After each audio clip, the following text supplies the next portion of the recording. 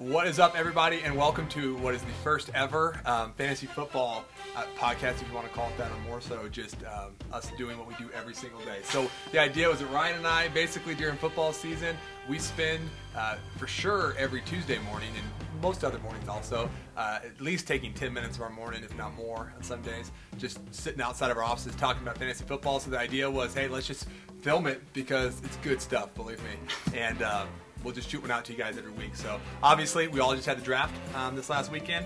We had a blast over there at our house, my house. We had Brian over there, Amy was over there, Levi was over helping us out, watching that. So it was a good time. I think we all had fun. My favorite line of the entire draft was after Amy Lynn selected Aaron Rodgers in the first pick. She said, what'd she say? She's like, well, now I don't know what to do. Yeah, now I don't know what to do. I don't know what to do now after this. So she got her first pick and then she was done. So it looked like most everybody was in the draft live, and what Ryan and I are going to do is just kind of go through the teams we think here. I think we have some clear winners, some clear losers, and I think we have some things. So we're going to start off with what we like to call our questionable picks. So go ahead, Ryan, and tell us a little bit about people you think might have reached a little bit too far to get somebody. All right, well, I mean, we were all laughing a little bit at Ryan Newton and his Cowboys picks. So, yes, Ryan Newton is home field Super Bowl, for those of you guys who don't know who Ryan Newton is. And he's been a coach and intern with us for years and years. So anyway, four that stand out to me. Tony Romo with the 11th pick. Yeah. A little bit of a stretch. Homer pick. Yeah, a little bit of a homer. Donald Driver with the 13th pick in the third round. He's getting old, so I'm not a real big fan of that one. And that's our president, Tim Conrad. Nobody is safe from our critique here, by the way, on this, because he's his third round pick, and that's his number one wide receiver. He's Donald Driver. And then his next pick, Matthew Stafford, with the second pick in the fourth round. I mean, you're talking about an interception machine. Right. As I told Tim the other day, I think he could have picked him up on waivers later. Probably. I don't know if anybody was going to draft him.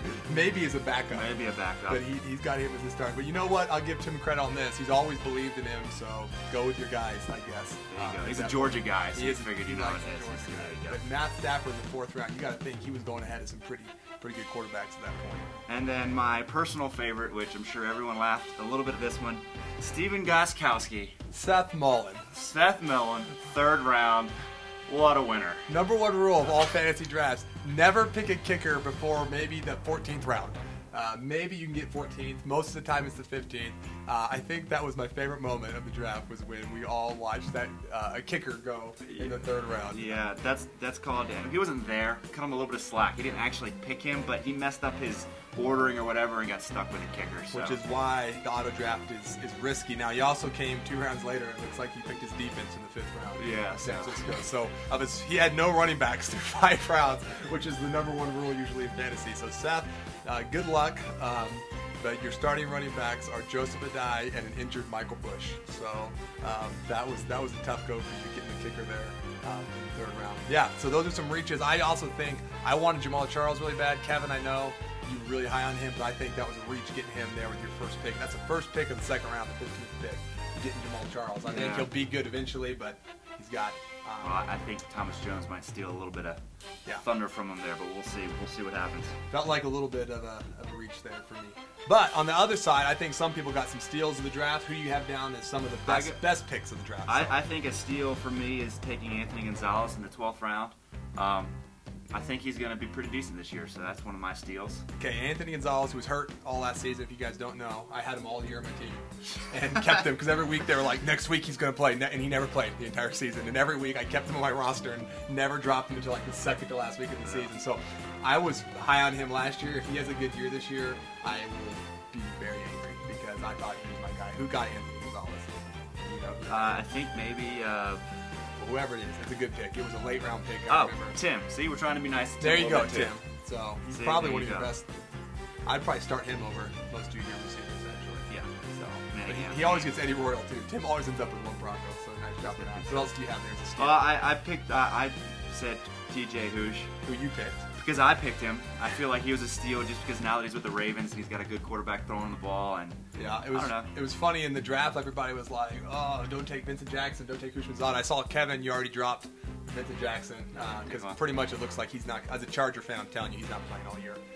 Doing that, I think the steal of the draft for me. So we kind of made fun of Tim and Kevin a little bit. So now let me flip it. I think Kevin has the steal of the draft. Josh Cribbs in the 14th round to me was a phenomenal pick. I think near the end of last season, he was running the Wildcat. He was catching balls. He returns kicks. He does a little bit of everything for them. So, to me, and looking at who his other receivers are, I mean, his top 3 receivers, Mike Sims-Walker, Malcolm Floyd, Percy Harvin.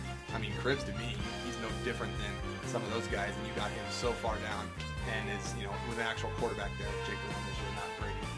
Yeah. Pretty boy Quinn. So, to me, that was a steal in the draft, getting Josh Cribbs that late in the game. And I think there's still a few people that nobody drafted that, a couple of players out there, so don't forget, you can always go drop some of these people we just made fun of. Yeah, which already happened. There's like 15 people dropped already from drafting. So right. That All right. So looking, I mean, this is so hard to do because we never know who's having big years or not. But looking ahead, who do we think the best teams are just based on the draft? Who the big winners? Who the big losers of the draft? Who you have as your top 3? Give us your top 3 if you think the teams. My top 3. I can't say I go 1, 2, 3, but I'll give you 3 that I think are pretty good. Soccer Daddy. So. That would be Farley. Farley's team looks pretty deep to me. If you look at Adrian Peterson, Roddy White, Tom Brady, Vernon Davis, Dez Bryant. I feel like he's going to be a good rookie wide receiver there. Picked up Lee Evans all the way in the 8th round, who's a starter for a terrible quarterback, but at least he's the #1 guy there, so you should see some balls. So I feel like he has a pretty decent team, so I'm going to put him in my top 3. I'm a little bit of a homer, so I'm going to put myself in the top 3 you would. With Vic's boys, which I didn't draft Michael Vick this year. What was I thinking? Yeah, I should have. You should have got Amy Lynn got Tim Tebow in the 15th round. So I should have picked up Michael Vick, but I didn't. So anyway, put myself in the top 3. And then, believe it or not, Sam, I actually, you're like my least favorite fantasy football player of all time because you beat me in the playoffs every year.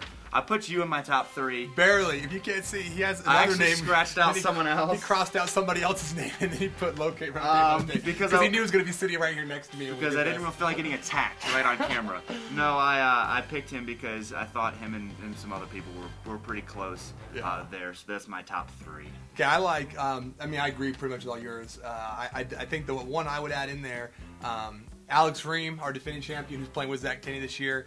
I don't like their entire team, but their starting running backs are Maurice Jones-Drew and D'Angelo Williams, who I think is the best backfield. So pretty stacked. To me, just because you have those two, he kind of puts himself up there in that equation because he's got pretty solid players around there. So Alex, our returning champ, and Zach, his teammate this year, I like them in that mix as well, just because of that.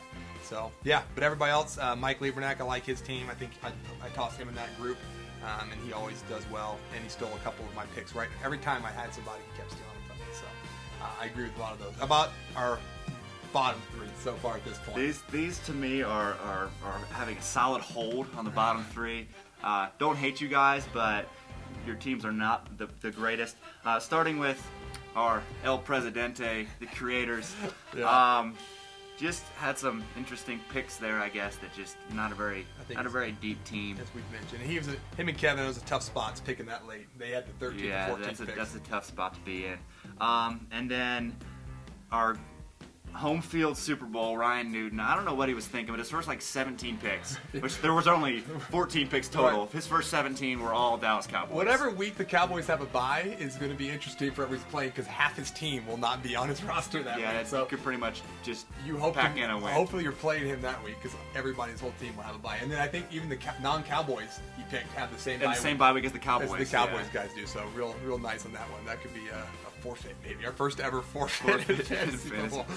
Yeah, that or he's even doing a lot of dropping and adding there, which actually wouldn't be so bad looking at his team. And then my least favorite team is the LU Flames. Yeah. Seth Mullen. Sorry about their stats. I agree. I think with those, I would add Haitian at heart. Sorry, Julia. You're not here anymore for me to go upstairs and you yell at me. But I think I would add her team in that group just because you got a lot of guys that don't score a lot of touchdowns on your team. But they all are good players. But they just don't score. I don't see a lot of points coming out from a lot of your guys. So anyway, a couple things I want to remind you of. Number one, their first game is on Thursday, and that's the Saints and the Vikings. So go Vikings. Yeah, go Saints, Drew Brees. And so make sure you get your team set, especially if you have one of those guys playing. Obviously, you've got to have players set before they play. So make sure you see that as we go through this weekend's games. And also, as an announcement, Levi Marty, who's here on staff with us now, he is He's a fantasy guru. He's a fantasy guru. He's not in our league, but he does it like year-round fantasy football. He was over at the draft, running around, like looking at all 3 of our computers the other night. He helped Amy quite a bit. He helped Amy Lind, yes. He's also just a good source of knowledge. So if you are not sure, he's offered his services for free. Unbelievable. If you're not sure anything you should do, he wants you to know, this is straight from Levi, he's actually standing right here right now, you can't see him, is that his services are totally there. I'm going to email you guys his phone number, because it just switched. He has a UW Colorado number now, because Colorado is his home. And he will be totally available if you have any questions on. Ryan is going to propose a ridiculous trade to you at some point, every one of you this year, which you should not take. You should take. Seriously, I have your best. He's a liar. Yeah. And he does not want me to win. So anyway, if you're not sure about a trade, you can call Levi. If you're looking for someone to pick up that week or an injury thing, you can always go to Levi. He's unbiased. If you ask one of us, obviously we have different Not biased at all. Come on. So anyway, I'll get you his number, but Levi wanted me to make sure you guys knew that he's available for help. So also exciting news, we're just in a makeshift studio right now. We will have a full NFL fantasy football studio built by the next time we do one of these, so be looking forward to that. And we'll do a little recaps throughout the season as we go. And good luck to everybody this week. Talk to you guys soon. All right, see ya.